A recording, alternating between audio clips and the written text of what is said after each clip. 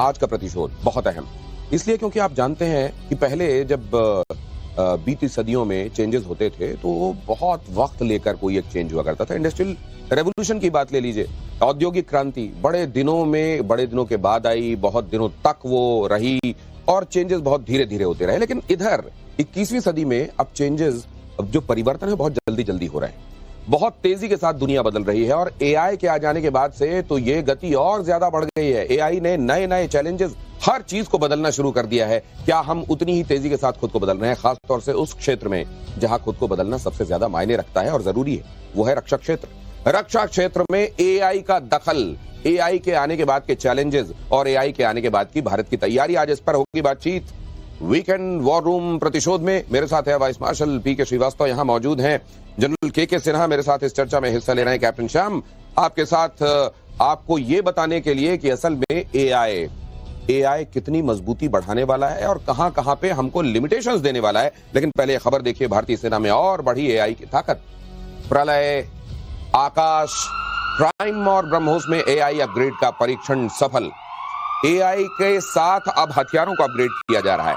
हथियारों में एआई के संदर्भ में वो फिटमेंट्स लगाए जा रहे हैं जो एआई एनेबल बनाए और आने वाले दिनों में एआई के जरिए, क्योंकि कहा यह जा रहा है कि कुछ दिनों में तो सीधे सीधे जाकर जो लड़ाई वाली स्थिति थी वो बिल्कुल भी नहीं रहेगी। एआई पूरे वॉर को कंट्रोल करेगा और जिसका आर्टिफिशियल इंटेलिजेंस जितना आगे बढ़ा हुआ होगा वो वॉर में उतनी ज्यादा एज लेकर आगे निकलता हुआ दिखाई देगा। जनरल सिन्हा, ये दोधारी तलवार है एआई, इस तलवार को हम कितने सक्सेसफुली भांज रहे हैं?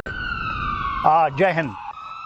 देखिए, जो आर्टिफिशियल इंटेलिजेंस है जिसका प्रोलिफरेशन हमारे खास करके पूरे युद्ध सामरिक तरीके में, चाहे वो इंटेलिजेंस गैदरिंग में हो, सोचने की शक्ति हो, उसमें इंटीग्रेशन हो या उसकी डिसीजन मेकिंग, इसमें एआई का पूरा समावेश हो चुका है और हमने कंट्रोल तरीके से किया है।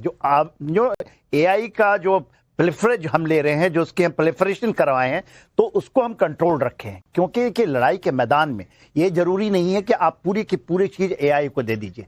हमारे यहाँ जितनी भी आप चीजें देखते हैं टेक्नोलॉजी में, चाहे वो रोबोटिक हो, क्लाउड कंप्यूटिंग हो, ये सारी चीजें आप जब देखते हैं तो एआई का जो हमने कंट्रोल रखा है उसको इतनी बारीकी से रखा है, क्योंकि ये सारा का सारा विकसित हम अपने देश में कर रहे हैं।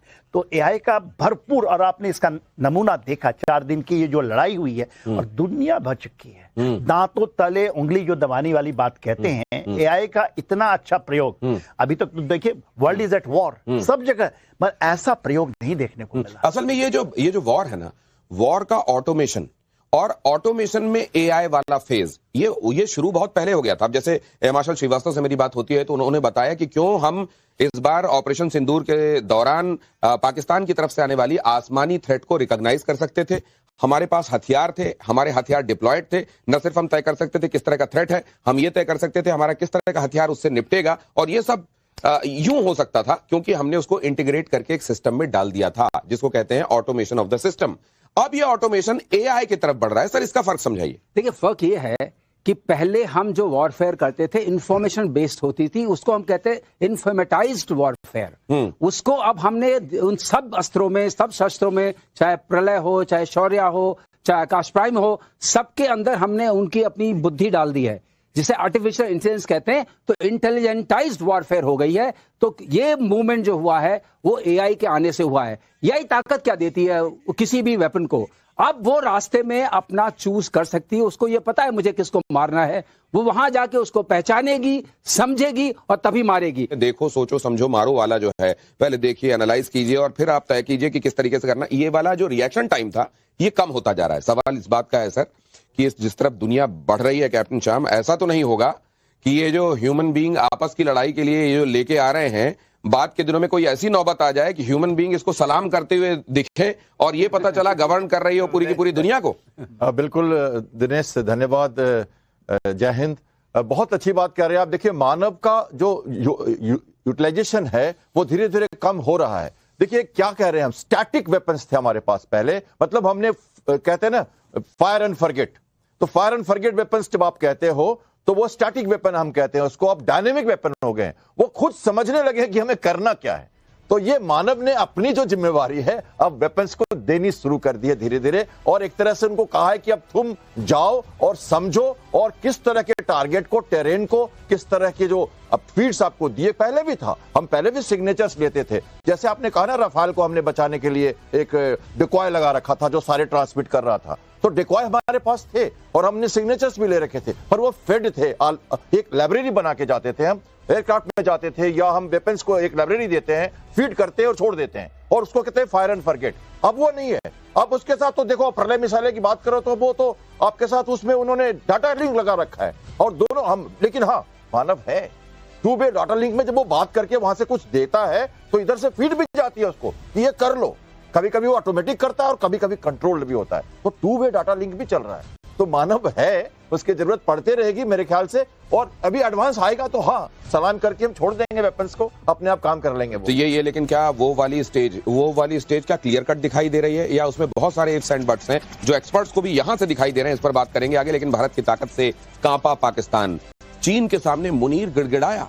पाकिस्तान को चीन देगा J-35 जेट, 5वीं पीढ़ी का जेट J-35। सवाल यह है कि गिड़गिड़ाए मुनीर, वहां जाकर चीन ने बात कह दी, लेकिन चीन ने न जाने अभी तक कितनी सारी, दोनों कहते हैं ना कि एक धोखेबाज दूसरे धोखेबाज के सामने अगर पहुंच जाए तो एक कहेगा कि यार मुझे मदद की जरूरत है और दूसरा कहेगा चिंता मत करो मैं तुम्हारे साथ हूं। लेकिन सर ये जो फाइटर जेट्स बनाए जा रहे हैं आज के फाइटर जेट्स, उसमें इंप्रूव्ड एवियोनिक्स, साथ में AI का एमलगमेशन, क्या ये वाकई बड़ा डिफाइनिंग हो जाने वाला है, या असल में कहीं कहते हैं ना कि ज्यादा काजल लगाने के चक्कर में कई बार आंख फूटने का डर रहता है, तो ये वैसा तो नहीं हो जाएगा? आपने बड़ी अच्छी युक्ति दी यार, आपने काजल लगाने वाली बात की। देखिए J-35 की बात होती है, F-35 की बात होती है। F-35 भारत की धरती पे भी लैंड किया, उसको कहते हैं कि भारत की सर्वेलेंस ने ही पकड़ लिया था, उनको पता था कि आ रहे हैं। तो ये जो चीज़ें हैं ना, जनरेशन्स की जब हम बात करते हैं, 5.5 जनरेशन, 6 जनरेशन, 4.5 जनरेशन, ये जो है ना इसमें बहुत छोटी लकीरें हैं। आपने बहुत अच्छी बात की। ये देखिए आज के दिन में जो हम नॉन कॉन्टैक्ट वॉरफेयर की बात करते हैं, तो ये भी जो आपका J सीरीज का 35 है, नॉन कॉन्टैक्ट ही है। ये डॉग फाइट नहीं होता है, अब नहीं जाएंगे आप, स्टैंड ऑफ डिस्टेंस से आप एक दूसरे को एंगेज करते हैं। तो स्टैंड ऑफ डिस्टेंस के अंदर में यदि आप कहेंगे स्टेल्थ का क्या जरूरत है? स्टेल्थ जब आप जा ही नहीं रहे हैं बैटलफील्ड के अंदर में, तो स्टेल्थ ये उड़ेगा, हम उसको पकड़ नहीं पाएंगे। तो ये जो चीजें हैं ये अच्छी लगती हैं किताबों के ऊपर, मगर सामरिक दृष्टि से आप देखिएगा इसका बहुत बड़ा फर्क तो नहीं दिखाई देता है। मैं देखता हूं कई अस्पताल लोगों को ये बताने की कोशिश करते हैं कि आपका ऑपरेशन दूरबीन से होगा, दूरबीन के जरिए हम मिनिमली इन्वेजिव तरीके से आपको ऑपरेट कर देंगे। उसी तरीके से दूरबीन थप्पड़ लगने लगा है ये वॉरफेयर में, दूर स्टैंड ऑफ डिस्टेंस, और वहां से इन मिसाइलों का चलना। अगली खबर देखिए, भारत के एडवांस मीडियम कॉम्बैट एयरक्राफ्ट पर बड़ी रिपोर्ट है।